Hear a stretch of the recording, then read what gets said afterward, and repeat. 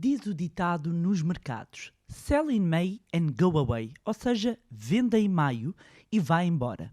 Mas afinal, o que isto quer dizer? Fará sentido esta estratégia? No mais recente episódio do podcast Moneybar, falamos sobre este conhecido adágio dos mercados financeiros. Olá, o meu nome é Bárbara Barroso, sou especialista em educação financeira e finanças pessoais e sejam bem-vindos ao Moneybar. Here we go. The dollars are gone. Olá, meus amigos, como é que vocês estão? Espero que estejam todos bem e de boa saúde e começar por dizer que estamos a preparar aí umas novidades bem catitas e que os subscritores da nossa newsletter devem estar atentos ao e-mail nos próximos tempos. Se por acaso ainda não subscreveu a nossa newsletter, não sabe o que está a perder. Eu vou deixar aqui o link direto na descrição deste episódio, mas também pode ir ao site do Moneylab em moneylab.pt e logo na homepage encontra logo ali a newsletter e a indicação como se inscrever na nossa newsletter para receber tudo e ficar a par de todas as novidades. Bem, vamos aqui ao nosso tema de hoje, que está bem relacionado com o mês em que estamos a gravar este episódio, o magnífico mês de maio. É que há um adágio muito conhecido nos mercados financeiros que sabe o que é que vos diz? Diz-vos sell in May and go away. Ou seja, que chegou o momento de vender as ações e ir embora e só voltar daqui a uns tempos. Mas já vos vou explicar tudinho sobre como surgiu esta ideia, que estratégia é esta, se faz sentido ou não.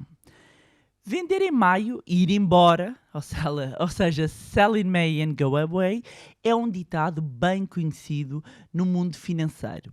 E a frase refere-se a uma estratégia de investimento em ações com base aqui numa teoria de que o mercado de ações apresenta um desempenho inferior no período de 6 meses entre maio e outubro, em contraste ao período entre novembro e abril, que registra um crescimento do mercado de ações mais forte. Isto olhando para os dados e para a estatística. Então, se os investidores seguirem a estratégia de sell in May and go away, na prática significa que estarão a vender as suas ações no início de maio ou durante o final da primavera, porque há quem não seja aqui tão rígido, e depois o montante, o dinheiro resultante dessa venda é mantido em cash e depois investe novamente em novembro ou no final do outono.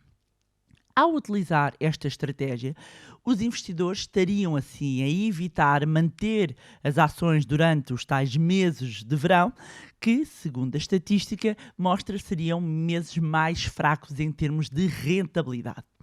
Mas então vamos perceber, afinal, de onde vem esta história. Qual é a história aqui por trás deste adágio do sell in May and go away? Este tem origem em Inglaterra, ou mais especificamente no distrito financeiro de Londres, London City.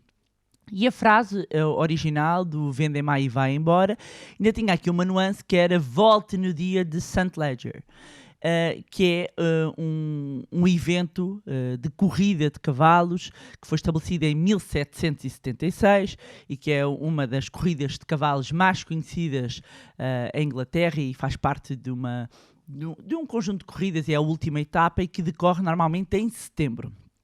Assim, nesse contexto original, o ditado recomendava que os investidores, os aristocratas, os banqueiros britânicos vendessem as suas posições, as suas ações em maio, relaxassem e aproveitassem os seus meses de verão, enquanto fugiam do calor londrino e retornassem então ao mercado de ações no outono após a tal corrida. Ora, nos Estados Unidos, alguns investidores adotaram uma estratégia semelhante, abstendo-se então de investir durante o período entre o Memorial Day em maio e o Labor Day, o Dia do Trabalhador, em setembro. setembro. Portanto, acabava por haver aqui um match, digamos assim, dos períodos, tal como na história original a Inglaterra, com os Estados Unidos. E quando nós vamos olhar para os números, os dados históricos, e se recuarmos, por exemplo, a 1945, o índice S&P 500, que é um índice norte-americano que agrega as 500 maiores empresas norte-americanas, registrou um ganho médio acumulado nos 6 meses entre novembro e abril de 6,7%. E quando vamos comparar com o ganho médio entre maio e outubro foi de 2%. Ou seja, em termos médios, entre novembro e abril, nesse período, nesses 6 meses, o S&P 500 apresentou um ganho médio de uma rentabilidade média de 6,7% e depois, entre maio e outubro, apresentou uma rentabilidade média de 2%. Além disso, o S&P 500 tem gerado retornos positivos em cerca de 2/3 do período de maio a outubro, e essa percentagem sobe para 77% de novembro a abril. Claro que existem alguns fatores sazonais que são apontados como tendo um papel relevante neste período, nestes 6 meses após então setembro, ou seja, ali de outubro, novembro, até abril. Um deles é o Rally de Natal, em que se refere à tendência do mercado de ações de subir nas últimas semanas de dezembro até aos primeiros meses do novo ano, e algumas teorias e algumas justificações por trás disto e por trás dessa performance incluem o aumento das compras no final do ano, relacionadas com o Natal. Há todo um otimismo também alimentado pelos feriados em termos de consumo, que depois vai-se refletir nas vendas, refletindo nas vendas vai-se refletir nos resultados, refletindo nos resultados vai-se refletir no preço das ações. Portanto, há também muitos investidores que aproveitam para realocar aqui as suas carteiras no final do ano. Embora em fevereiro e em março os dados mostrem que os retornos são relativamente moderados em termos de crescimento, e o mercado de ações geralmente sobe em abril, muito devido aqui à divulgação antecipada dos relatórios do primeiro trimestre. Isto quando nós apanhamos aqui as estatísticas. É sempre assim? Não é sempre assim. Por norma, o período, e o que a história nos mostra é que o período entre maio e outubro tende a ser menos otimista, com os resultados do primeiro trimestre encerrados e muitas pessoas que acabam por despender menos tempo a olhar para as suas ações, e nomeadamente ali durante os meses de verão. As pessoas desligam um bocadinho, e estamos a falar aqui do hemisfério norte, onde é verão, nestes meses. No entanto, deve notar que geralmente esses retornos não acontecem sempre assim, ou seja, têm havido exceções. E há exceções porque há sempre períodos singulares que incluem condições socioeconómicas específicas, ciclo de negócios, ambiente do mercado, que têm um impacto na volatilidade das ações e que podem deitar por terra toda esta estratégia e todos estes números. Exemplo que tivemos recentemente, a pandemia. A pandemia afetou profundamente o mercado de ações, e no período entre novembro de 2019 e abril de 2020, conhecido por ser um período, tendo por base este adágio que estou aqui a partilhar convosco, e os dados estatísticos, costuma ser um período de retornos mais elevados. De facto, aconteceu exatamente o oposto, e alguns dos fatores todos nós conhecemos resultantes da pandemia. Portanto, não podemos ignorar os eventos económicos que se passam e fatores que existem particulares em determinados mercados, em determinadas economias, e no caso da pandemia até foi a nível global. Esta é uma estratégia. O Sell in May and Go Away, já vos expliquei aqui a história. E todas as alturas, quando chega ao mês de maio, este é um tema recorrente. Continua a fazer sentido? Há estratégias alternativas? A verdade é que claro, há imensas estratégias quando falamos de investimento. E uma alternativa ao Sell in May and Go Away, nesta perspectiva mais pura, ou seja, nesta perspectiva de sair do mercado em maio e só voltar ao mercado em setembro, outubro, uma alternativa, em vez de sair mesmo do mercado, para muitos analistas seria a rotação da carteira, ou seja, rodar aqui os investimentos e, como é óbvio, mesmo assim numa perspectiva de sempre mantendo aqui o longo prazo, e seria então rodar a carteira, sair de uns setores e entrar noutros e não ficar fora do mercado. Portanto, todos os anos, várias casas de research voltam a olhar para as estatísticas, a verificar se este EDAS se volta a cumprir, fazem projeções sobre o que poderá acontecer nesse ano, e só que para muitos especialistas então não é o momento de sair, mas de rotação de carteira, ou seja, de procurar títulos defensivos durante a queda de maio, em vez de sair totalmente do mercado. E, portanto, este ano não está a ser diferente. Estão a voltar a olhar para este tema e até estava a ver aqui, segundo uma casa de research norte-americana, a frisar exatamente isso, que alguns setores, muito possivelmente, terão o seu dia de sol no verão, enquanto outros irão sofrer mais no inverno. E, portanto, e fazem aqui uma menção aqui na sua nota de research, que desde 1990, enquanto o mercado em geral registava uma subida de 2,2% durante um período desafiador, ou seja, de maio a outubro, os setores defensivos de consumo, de saúde do S&P 500 registavam ganhos médios de cerca de 4,5%. Ou seja, aqui olhar uma vez mais para os dados e dizer que, ok, é o mercado como um todo, mas se isolarmos certos setores, há certos setores que têm uma boa performance mesmo nestes períodos mais desafiantes. Há vários especialistas que também consideram que reduzir a exposição a determinados setores e adotar aqui uma postura mais defensiva acaba por compensar mais do que a saída do mercado. E sabem o que é que eu vos digo? Que para muitas pessoas nem a estratégia de rodar a carteira pode fazer sentido. Porque ou uma pessoa tem uma carteira diversificada, tem capital para ajustar, sabendo que às vezes, mesmo para ajustar a carteira, eu não preciso de entrada nova de capital, não preciso de pôr mais dinheiro, eu uso exatamente o setor que tem a maior preponderância, vendo desse setor e coloco noutro. Mas se a pessoa não tiver a carteira diversificada, não tem muito para ajustar.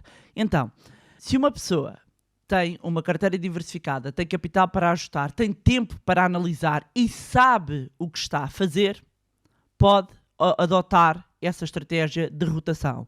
Se não, melhor é mesmo estar quieto. E acreditem que já lá vão uns aninhos a analisar mais do que dados, a analisar o comportamento dos investidores e até de muitos gestores de fundos.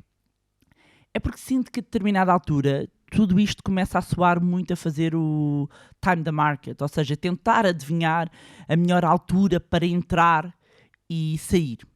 E já que estamos no plano aqui de dados e de estatística, dizer-vos que ao entrar e a sair do mercado, muitas vezes, o que acaba por acontecer é que perde dinheiro, tem mais custos e pode estar a perder aqui uma grande oportunidade. Porquê? Olhando aqui, e já que estamos aqui a falar do S&P 500, porque é o índice de referência do mercado norte-americano e nos Estados Unidos é onde nós temos mais estudos, mais estatísticas feitas sobre os mercados bolsistas. Quando nós vamos olhar para um período de 10 anos e vamos imaginar que pegamos aqui no investimento $1.000, até podíamos, pensem, eu vou estar a dizer em dólares, mas poderia estar a dizer em euros, não há assim uma grande diferença, mas vou ser fiel exatamente aqui à estatística. Num investimento de $1.000, se tivesse mantido esse dinheiro investido por 10 anos, não investia mais, 10 anos, teria ao final desses 10 anos $2.775.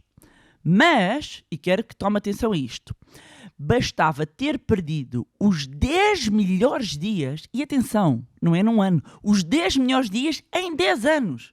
Ou seja, estamos a falar mais de 3.665 dias, porque há anos bissextos, não é? Portanto, mais de 3.600 dias, e vocês só perdiam 10, mas eram os 10 melhores. E perdendo os 10 melhores, o retorno, em vez dos $2.775, seriam $1.722, ou seja, menos $1.053. Agora, imaginem, se em vez de terem perdido em 10 anos, volto a frisar, em 10 anos, se tivessem perdido os 30 melhores dias em 10 anos, o retorno, em vez dos $2.775, seria apenas de $918. Tinham menos dinheiro do que colocaram. E agora, deixo para reflexão. Sabe lá você quando é que irá calhar estes dias? Agora imagine se estiver fora do mercado quando houver um destes dias que é o de melhor retorno. Dá que pensar, não dá? Por isso é que na minha ótica, e estou a partilhar a minha visão, sair do mercado não faz sentido. Rodar a carteira, a rotação de carteira só faz para quem sabe o que está a fazer. E manter-se no mercado numa ótica de longo prazo é muitas vezes mesmo o melhor. Agora, ponto importante, não é a empresa estar a despencar, a derreter, está a falir e você fica ali a ver o barco a meter água. Porque é bom é continuar no mercado, porque eu ouvi no podcast da Bárbara que eu devo é continuar no mercado. Amigos, nada disso, não disse nada disso. E é aqui que a literacia financeira entra e tem um papel fundamental. Ainda vos digo mais, muitas vezes refiro o conhecimento, não é só conhecimento. Mais do que conhecimento é importante sabedoria. Sabem porquê, meus amigos? Porque conhecimento é saber que o tomate é um fruto. Sabedoria é saber que não é para colocá-lo na salada de frutas. Não basta enchermos a cabeça de teoria. Temos de saber aplicar. E é isso que os nossos alunos que se dedicam, que aplicam os ensinamentos do curso que nós passamos, levam a que tenham resultados, entrando em ação e seguindo uma estratégia adequada a si, é o que vai permitir transformar a sua vida financeira. Por isso é que é tão importante nós investirmos na nossa literacia financeira. E por falar nisso, mandar um beijinho aqui aos meus alunos da última turma do curso do Zero à Liberdade Financeira 2.0, que têm vindo a partilhar as suas conquistas e fantásticos feitos que já começam a atingir. E vai um beijinho para todos os alunos, não só desta edição como das outras. E, para quem não sabe, o curso do Zero à Liberdade Financeira é a melhor e mais completa formação de finanças pessoais que vão encontrar. É muito mais do que um curso. É um transformador de vidas e, meus amigos, já estamos a preparar a próxima edição e traz novidades. Quem quiser saber todas as informações, basta inscrever-se na lista de espera no link que vão encontrar na descrição deste episódio. E já sabem então, sell in May and go away, o que é que quer dizer? Já sabem então quais é que são as alternativas e é importante que, mais do que seguir uma estratégia porque a conhecemos e ouvimos falar, que saibamos entender se essa é uma estratégia que faz sentido para as nossas finanças pessoais. E pronto, era isto para vos trazerem mais um magnífico episódio do podcast Money Bar. Já sabem também que podem continuar a acompanhar-nos nas redes sociais, Facebook, Instagram, LinkedIn, juntarem-se ao nosso grupo no Telegram. Mais uma vez, não se esqueçam de subscrever o podcast através da plataforma onde estiveram a ouvir. E se gostaram do conteúdo e acham que vai ser útil a outras pessoas, partilhem. Quanto a nós, encontramos no próximo Money Bar.